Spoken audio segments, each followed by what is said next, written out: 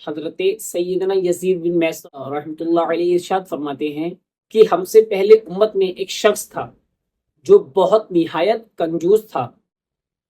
اس نے اپنے مال اتنا اکٹھا کر لیا تھا کہ وہ اس کی ہر وقت یہ ہوس رہتی تھی کہ میں اپنا مال و زر کس طریقے سے بڑھاؤں۔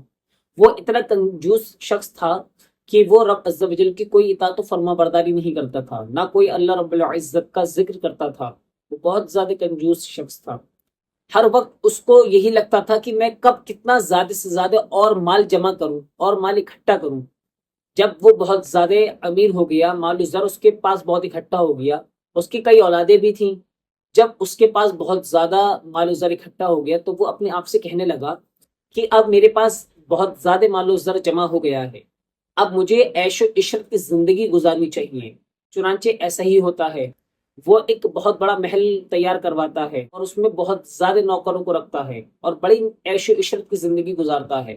ہر چیز اس کے وہاں میسر ہوتی ہے، کھانے سے لے کے سونے، زیورات، جواہرات اور طرح طرح کے کھانے وغیرہ سب چیز اس کے یہاں موجود ہوتی ہیں۔ اس نے اپنے یہاں بہت خدام رکھ رکھے تھے کہ جو اس کے ایک آواز پر لبیک کہتے ہوئے کافی لوگ حاضر ہو جاتے تھے۔ جب اس نے اپنی یہ سب چیزیں اپنی زندگی میں اکٹھا کر لی اور اپنا محل اور اپنے جتنے بھی خدام لوگ تھے، اپنے غلام، سب کو اکٹھا کر رکھا تھا صرف اپنی عیش و عشرت کی زندگی گزارنے کے لیے، وہ اپنی موت کو بالکل بھول گیا تھا کہ مجھے مرنا بھی ہے اور مجھے اپنی کوئی آخرت کی تیاری بھی کرنا ہے۔ ایک دن ملک الموت حضرت سیدنا اسرائیل علیہ الصلوۃ والسلام اس کے گھر دستک دیتے ہیں ایک فقیر کی بھیس میں۔ جب آپ دستک دیتے ہیں تو اس کے خدام غلام لوگ باہر آتے ہیں اور کہتے ہیں کہ ہمارے آقا تو گھر پر نہیں ہے موجود۔ ملک الموت کہتے ہیں کہ تم اپنے آقا کو بلاؤ۔ تو ان کے جو غلام ہوتے ہیں وہ کہتے ہیں ہمارے آقا تو موجود نہیں ہے، ہو سکتا ہے ہمارے آقا تمہارے جیسی کوئی غریب کی مدد کرنے باہر گئے ہیں۔ حضرت ملک الموت اسرائیل علیہ الصلوۃ والسلام واپس چلے جاتے ہیں۔ پھر آپ دوبارہ پھر واپس آتے ہیں اس کے گھر پر، پھر دستک دیتے ہیں، پھر اس سے غلام باہر آتے ہیں اور کہتے ہیں کہ جی حضرت سیدنا اسرائیل علیہ الصلوۃ والسلام کہتے ہیں کہ تم اپنے آقا کو باہر بلاؤ اور کہنا کہ ان کے یہاں ملک الموت آئی ہے۔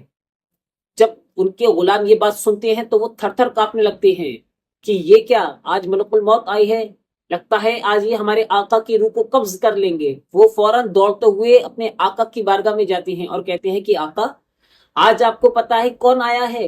وہ کہتے ہیں کہ آج آپ کے گھر پر ملک الموت آئی ہے۔ جب وہ یہ بات سنتا ہے شخص تو وہ بھی بہت کانپنے لگتا ہے اور وہ بڑا رنجیدہ ہو جاتا ہے۔ وہ کہتا ہے کہ تم جاؤ اور ان کو جا کر بڑی تسلی سے بات کرو، بہت ہی نرمی سے بات کرو۔ وہ جاتے ہیں اور جانے کے بعد حضرت ملک الموت کو گھر میں بلاتے ہیں اور کہتے ہیں کہ حضور آپ ہمارے آقا کی کیا روح قبض کرنے آئے ہیں؟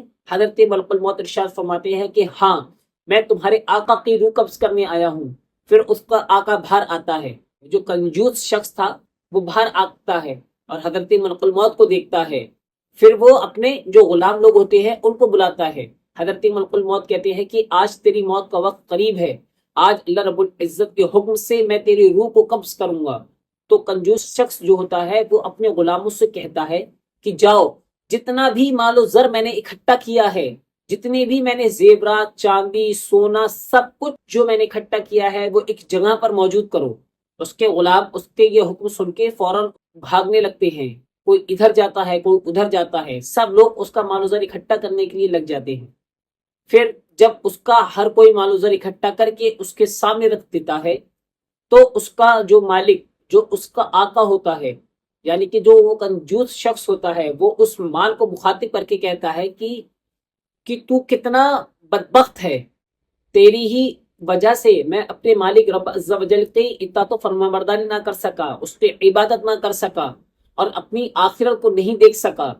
جب اس کا مال یہ بات اس کی سن لیتا ہے، اس کے بعد اس کا مال اس کو جواب دیتا ہے کہ تو کیسا شخص تھا، تو ایک غریب شخص تھا، تجھے عزت کس نے دلوائی، تجھے بادشاہت کس نے دلوائی، کوئی تیرے پاس نہیں آیا کرتا تھا، تجھے میں نے شان و شوقت دلوائی، تجھے میں نے بادشاہ کی لڑکیاں پسند کروائی، یعنی کہ تیرے پاس کوئی تجھ سے کوئی شادی کرنے کے لیے تیار نہیں تھا اور تیرے پاس بادشاہوں کی لڑکیوں کے رشتے آئے، تو یہ کس کی وجہ سے آئے؟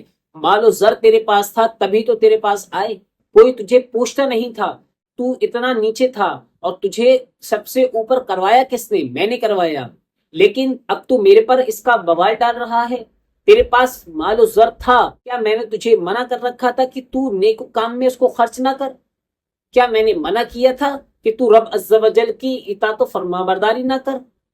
کیا میں نے منع کیا تھا کہ تو صدقہ خیرات نہ کر؟ کیا میں نے منع کیا تھا کہ تو رب عز و جل کی کوئی عبادت نہ کر؟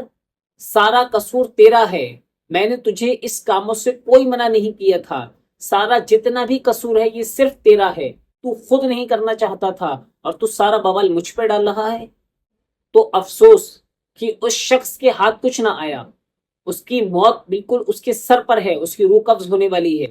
سوچے کہ اگر ہمارا بھی حال ایسا ہو کہ ہمارا وقت کا وقت قریب ہو اور ہم لوگ جس طریقے سے اپنی زندگی کو گزار رہے ہیں، کوئی ہم لوگ آخرت کی تیاری نہیں کر رہے ہیں، کوئی ہمارے پاس پلے کچھ بھی اعمال ایسے نہیں ہیں کہ اگر ہمارا انتقال ہو جائے تو رب عز و جل کے سامنے کس طریقے سے اپنے آپ کو پیش کریں گے۔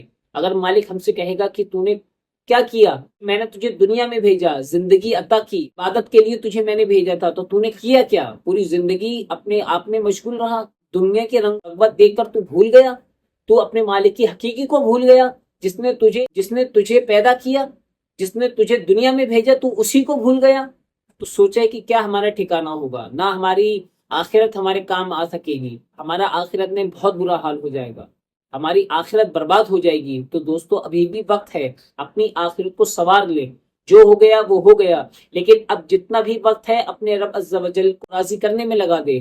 اللہ رب العزت سے دعا ہے کہ بالخصوصاً ہم سب کو اپنے رب کی زیادہ سے زیادہ عبادت کی توفیق عطا فرمائے، بالخصوصاً مجھے بھی اپنے رب کی فرما برداری کرنے کی توفیق اور رفیق عطا فرمائے۔